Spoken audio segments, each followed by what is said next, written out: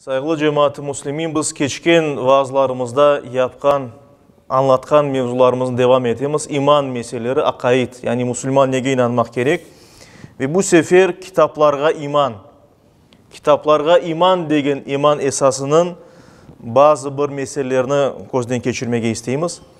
Kitaplar degende herhangi bir kitap değil elbette. Bizde ilahi kitaplar ya da semavi kitaplar deyip aytıla. İlahi Allah'tan kelgen, semavi ise yani yüce manasında. Yüce kitaplar yani Allahu Teala'nın peygamberlerine bergen kitapları manasında, mukaddes kitaplar.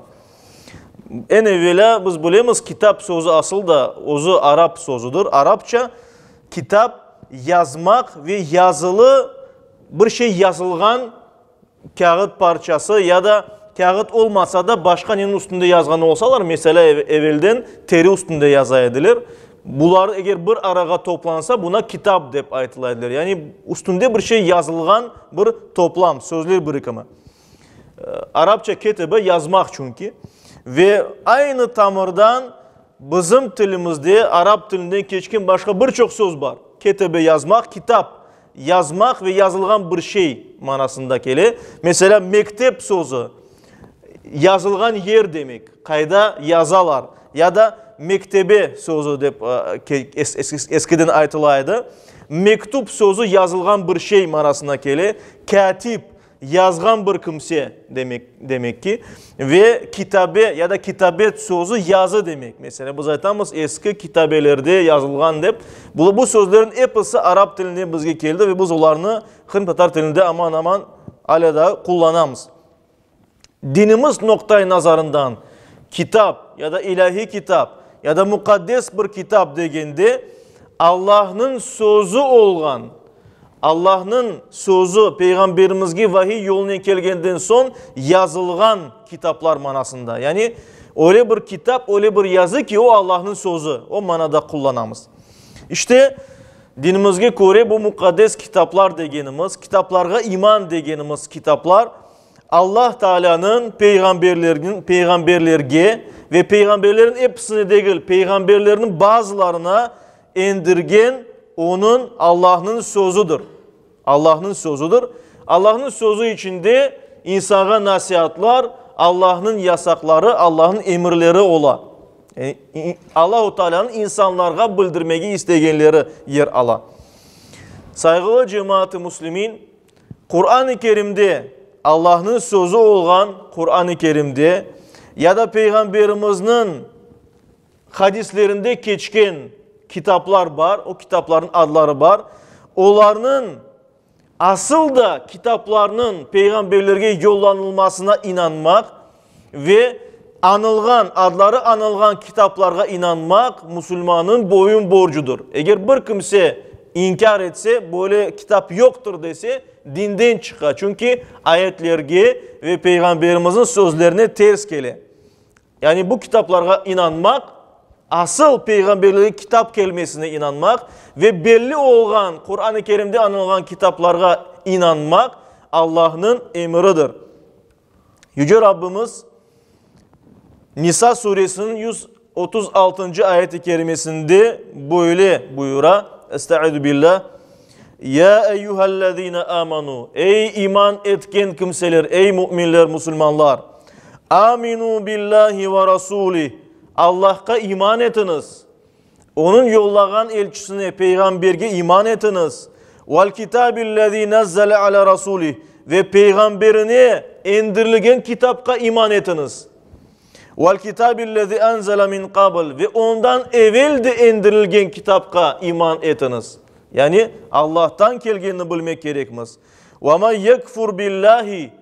Kim Allah'tan yüzünü çevirse, iman etmese, ve melaiketihi ve kutubihi ve rusulihi vel yevmil ahir, meleklerine, kitaplarına, peygamberlerine ve ahiret gününe inanmasa, fakat dalla dalalan ba'ida, o yolunu tamam şaşırgandır. Yani Müslüman değildir, iman etken değildir. Aysa iman esaslarımında aytıla, kitaplarga da biz mutlak inanmak gerekmez.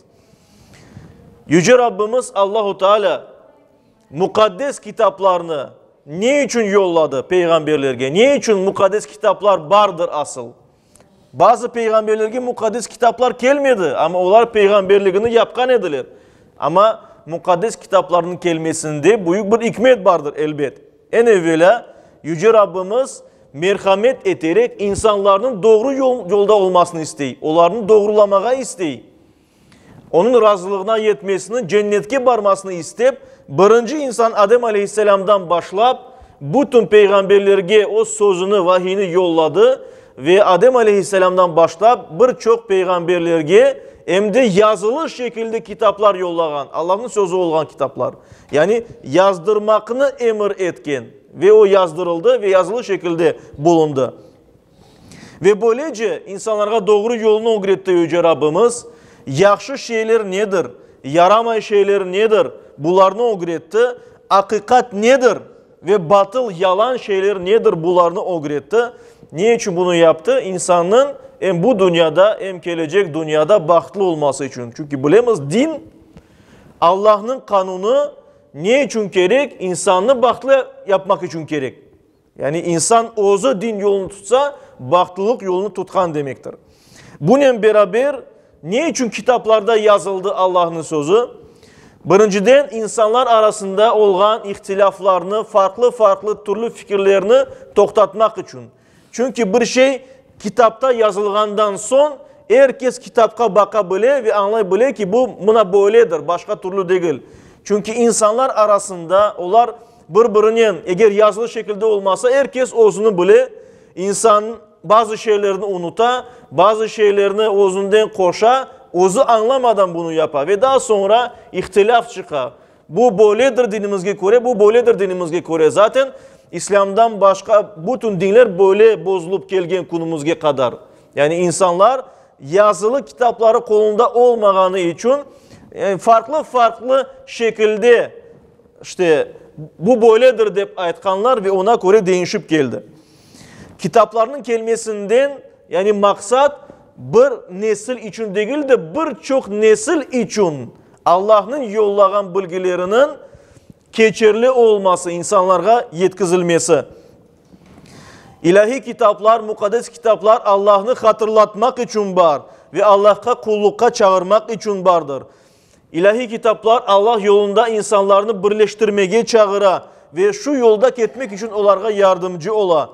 Ve bir de peygamber vefat etkenden son onun hükümleri, onun aytkanları unutulup gitmesin deyip yazılmak gerekliliği urgulangan. Ona göre de onun getirgen malumatlar, şariatı, Allah'tan bilgilerini korçalamak maksadının kitaplar şeklinde oldu elbet. Ve kitaplarının peygamberler vasıtasının gelmesi ve peygamberlerinin bu kitapta olanlarını Allah'ın sözünü yaşaması bir peygamber sözü değil, Allah sözü deyip bildirilmesi ve peygamberlerinin o kitapta olanlarını yaşaması o kitaplarda olan şeylerinin, hükümlerinin, emirlerinin utopiya olmaganını gösteriyor. Yani bir insan onlarını yapabilecek ve peygamberlerge bir kitap geli, mukaddes kitap, Allah'ın sözü ve peygamber ozu yaşap gösteri onu nasıl yerine getirmek gerek, o Allah'ın emirlerini ve yasaklarından uzak olmak gerek vesaire. Ve biz bilemiz çünkü Yüce Rabbimiz Kur'an-ı Kerim'de buyura hiçbir insana Yüce Rabbimiz küçünden ziyadesini yüklemez. Bakara suresinde bu buyurula. Estaizu billah. La yukallifullahu nefsen illa vus'aha. Yani Allah-u Teala insan yapıp olamayacağı bir şeylerini onun üstüne yüklemez.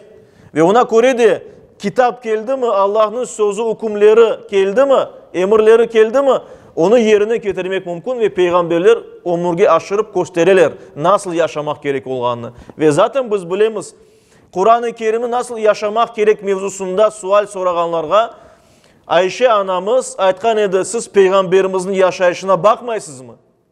Peygamberimiz Kur'an'ın tirisidir. Kur'an'da neler yapmak gerek olduğunu bizge en güzel şekilde peygamberimiz gösterdi. Ve ona göre de biz peygamberimizin sünnetini okuyumuz, öğrenemiz ve dinimizin temelidir bu. Ama bu böyledir elbet. Allah insan becerip olamayacağı bu şeylerini yollamay. Ama insanların özlerinde öyle meyil var. Onlar müesseleşeler, yani kilise kuralar, belli bir rahipler peyda ola, din adamları çıka ki onlar ayrı bir kastadayın ve onlar endi özlerini daha da böyle güçlü olmaları için insanlara uydurup aytalar. Buna bunu da yapmak gerek, bunu da yapmak gerek ve kıyınlaştıralar. Ve hatta Kur'an-ı Kerim'de buyurula ki Yahudiler özleri böyle çok sual verip durganları için Allah-u Teala onların dinlerini kıyınlaştırdı. Ve Yahudilerin dini İslam dinine bakkanda daha katı ve daha da ağırdır yaşanması. İnsanların yapkanlarından sebep böyle oldu. Ama elbette Yüce Rabbimiz insana kolaylaştırıcı bir din yollağanını bizge bildire.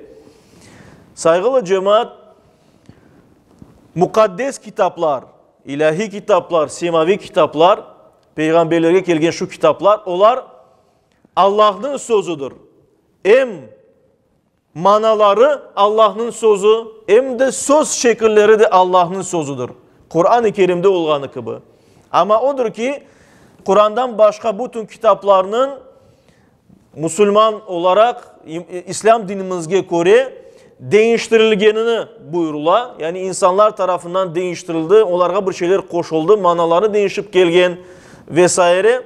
Ve ona göre elbette onlar endi artık tam olarak Allah'ın sözü değil. Bazı yerleri gerçek Allah'ın sözü olabilir. Bazı yerleri insanlar tarafından kırsetilgendir.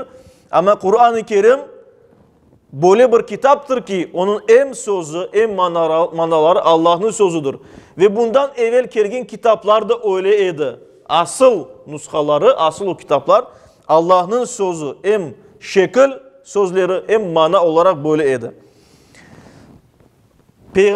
Peygamberlerge Allah-u Teala'dan kelgen bütün bilgilerge biz vahiy dep aytamız. Allah'tan kelgen ilham dep aytamız.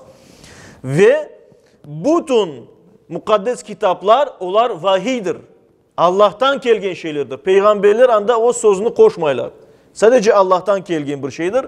Vahiy aslında gizli bir şey bildirmek manasına gelir.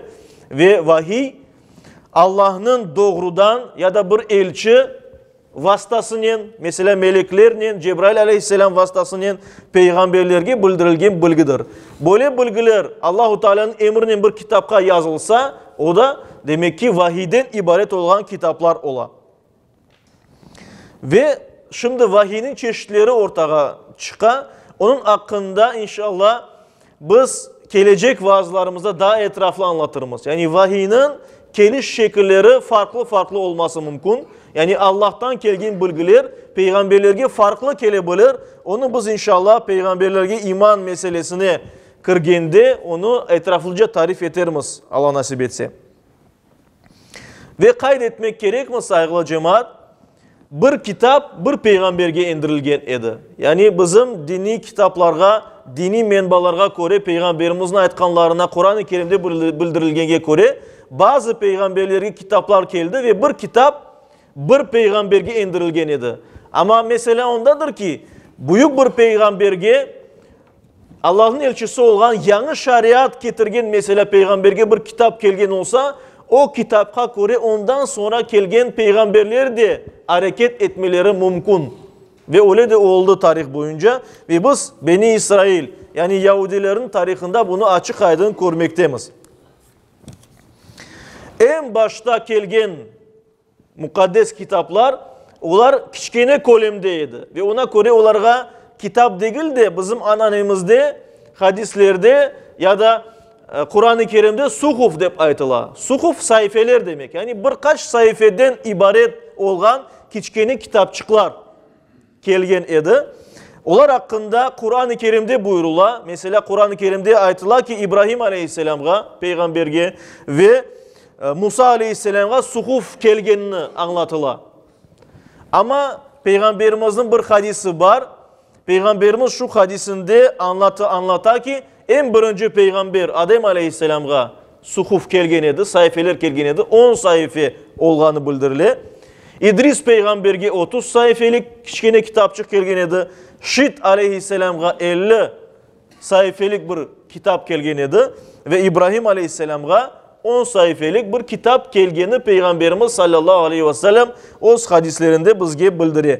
Ve bu kitapların, bu vahiylerin hepsini daha ziyade Cebrail aleyhisselam arkalı kelgen edi. Çünkü vahiyini peygamberlerin getirgen meleklerin buyuğu Cebrail aleyhisselamdır. Bu sayfelerden gayrı Kur'an-ı Kerim'de 4 tane mukaddes kitap anıla. Nasıl kitaplar var, onlara biz inanmak gerekmiz ki öyle kitaplar Allah'tan kelgen edi. Bu kitaplar Musa aleyhisselam'a kelgen Tevrat kitabı, Davud aleyhisselam'a kelgen Zebur kitabı, İsa peygamberge kelgen İncil kitabı ve Muhammed Mustafa sallallahu aleyhi ve sellem'ge indirilgen Kur'an-ı Kerim. Bir dikkat etseniz bu mukaddes kitapların uçu, bu ilk uçu Yahudilerge kelgen kitaplardır aslında. Yahudi yani Beni İsrail çufutlarga kelgen kitaplardır. Niye için onlar hakkında Kur'an-ı Kerim'de çok anlatıla? Çünkü onlar hem dil tarafından, hem coğrafya tarafından, yaşayan yeri tarafından ve medeniyetleri tarafından Araplarga en yakın olan halktır.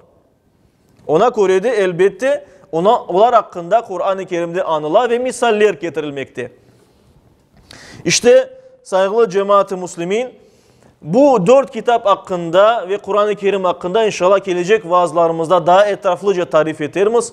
Yüce Rabbimiz her birimizge iman etken, Müslüman olarak, imanlı olarak son nefesimizge kadar yaşamaya nasip eylesin. Yüce Rabbimiz öz razılığına yetiştirsin. Cennet ehlinin olmak bizge ve yakınlarımızga, sevgililerimizge nasip eylesin. Amin.